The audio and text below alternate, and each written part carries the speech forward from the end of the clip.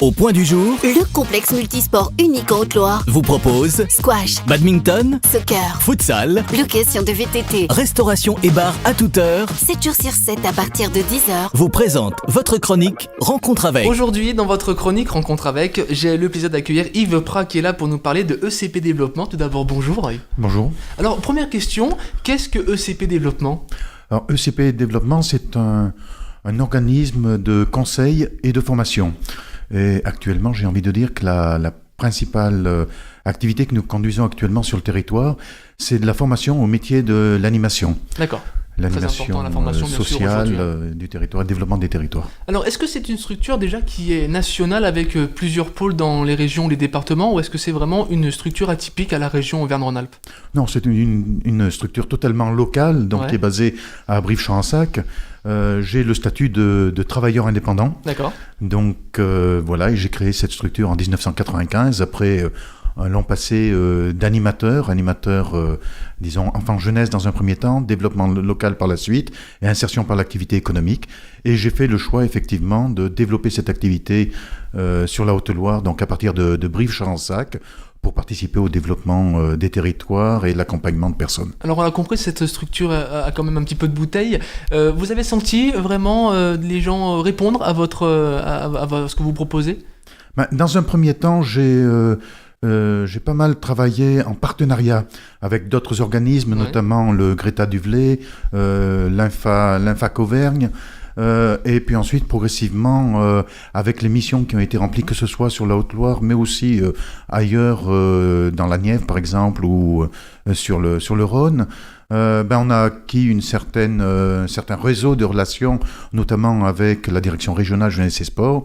Et disons qu'à partir de 2008, on a été contacté par la direction régionale jeunesse et sport, justement pour mettre en place des actions de formation au métier de l'animation socioculturelle, disons, sur la Haute-Loire. Voilà, donc c'est important d'avoir des partenariats comme ça, hein. C'est vrai que c'est des gens qui sont une sacrée structure et qui aident. Alors justement, les formations, on l'a compris, c'est sur l'animation. Comment ça se passe pour venir se former chez vous ? Est-ce qu'il y a des conditions ? Alors j'ai envie de dire que la première condition pour venir se former chez nous, c'est l'envie, c'est la motivation. C'est la motivation dans la mesure où nous formons des animateurs sociaux. Donc ce sont des personnes qui sont chargées d'animer des groupes de personnes, on dira fragilisées. Ce sont des personnes âgées en maison de retraite, des personnes en insertion par l'activité économique, des personnes porteurs de handicap, ou aussi un peu spécialisé, quoi. Enfin, ou aussi des jeunes en centre social ou en centre de loisirs.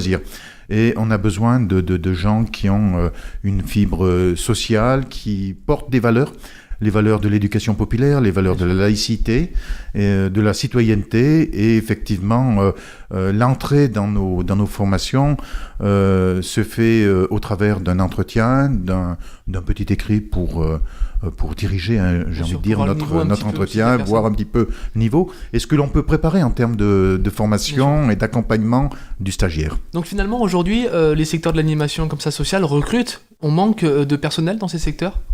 Alors, il y a quand même des besoins en termes d'animation sur les territoires. On vient de passer une période où il y a eu quand même pas mal d'ouvertures de postes, notamment au sein des EHPAD, les maisons de retraite, qui, en passant des conventions, notamment avec différents partenaires, ont fait le choix de développer le secteur d'animation qui était peu existant, disons, il y a une quinzaine d'années. Oui. Et là, effectivement, au cours des 10 dernières années, il y a eu beaucoup de demandes. À la fin de ces formations, est-ce que la personne qui la suit a un diplôme reconnu par l'État, ou est-ce que c'est un diplôme lambda ? Alors, c'est un diplôme d'État qui est reconnu, donc diplôme de niveau 4 pour les animateurs qui ont suivi la formation BPGEPS, animation sociale, diplôme niveau 3 pour des animateurs qui suivent une formation de coordonnateur, donc le DEGEPS, développement des territoires et réseaux et projets. Alors, combien de temps durent ces formations ? Parce qu'on le sait très souvent, des gens aimeraient se former, mais la durée est trop longue pour eux, surtout des gens peut-être qui sont en situation familiale. Est-ce que c'est des formations qui sont courtes chez vous, ou est-ce qu'on reste quand même sur une année ? Non, on reste sur une année, et maintenant plus d'ailleurs, puisque ça va aller jusqu'à 21 mois. D'accord. Alors, il faut dire que ce sont des formations par alternance. Ah, voilà. Alors, ce qui est important un petit peu dans ce système-là, c'est que effectivement, on a des temps de regroupement pédagogique qui regroupent une douzaine de stagiaires, On ne va pas au-delà parce qu'on souhaite mettre aussi en place, sur le plan pédagogique, une dynamique de groupe. Et au-delà de 12, ça devient un petit peu difficile. Et le reste du temps, disons, c'est une intervention sur les structures et on va travailler des projets sur les structures. Donc, on fait à la fois un travail d'accompagnement, j'ai envie de dire, de la personne qui est en formation pour acquérir les compétences nécessaires au métier, mais aussi à travers le projet que l'on va développer dans la structure, on fait un accompagnement aussi de la structure. Oui. Et c'est ce qui est intéressant, c'est que ce projet s'intègre bien sur le projet global de la structure. Alors l'alternance, on sait, ça marche énormément. En ce moment, comment ça se passe chez vous? C'est 2 jours à l'école par exemple et le reste en entreprise, ou est-ce que ça se fait par mois, un mois à l'école et le reste En règle générale, c'est entre 6 et 8 jours par mois en regroupement pédagogique et le reste en entreprise. Voilà, donc c'est bien homogène quand même pour les gens qui ont des vies, c'est vrai que ça... Et bien évidemment, on laisse... on a des temps disponibles, on ne se regroupe pas pendant les vacances. Oui, d'accord. Oui. Puisque c'est les moments où justement les animateurs... Il y a de la demande, voilà, tout simplement. On a des besoins. Le fait de travailler justement comme ça en alternance avec les entreprises qui sont autour de vous, est-ce que ça crée des postes plus facilement justement? Est-ce que des gens qui ont été en alternance ont été pris derrière en contrat? Oui, ça nous est arrivé plusieurs fois, donc notamment, donc on reçoit bien sûr des gens qui sont en cours de formation et qui viennent chercher la qualification, voire le diplôme, des gens qui font parfois office d'animateurs dans des structures et qui ont besoin de se diplômer.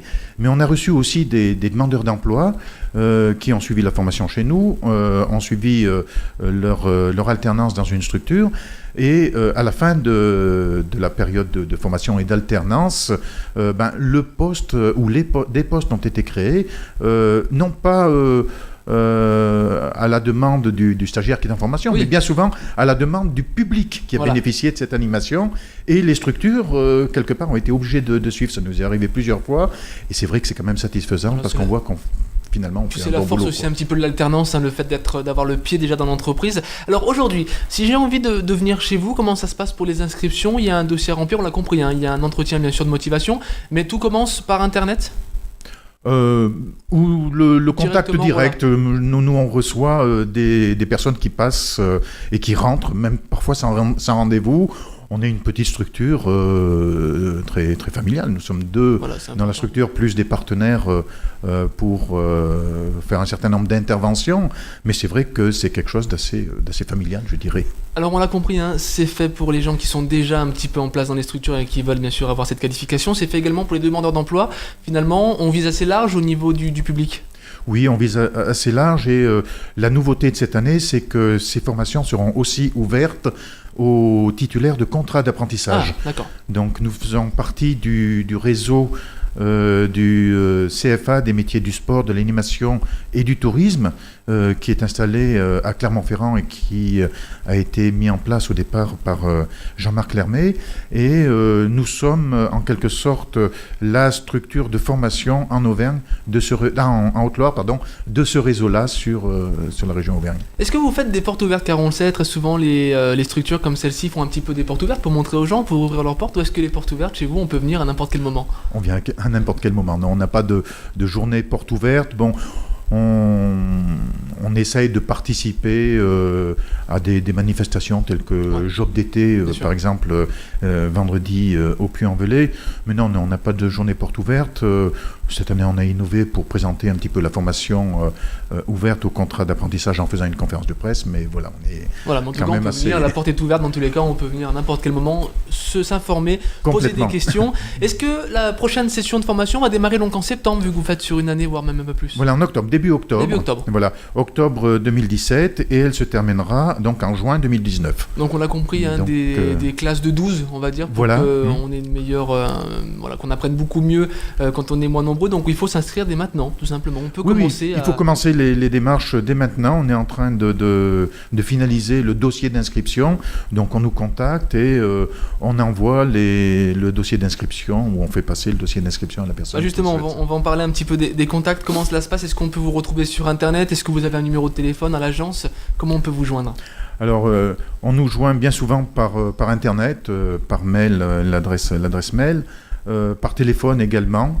Et on a un petit blog qu'on essaie d'alimenter régulièrement, Voilà, donc et, on trouve- et une page Facebook, disons. On trouve toutes les infos sur Internet, voilà, pour vous On contacter. essaye, on n'est pas des professionnels de la communication parce qu'il faudrait y passer beaucoup de Oui, temps, ah bah, c'est mais un bon, poste à temps plein.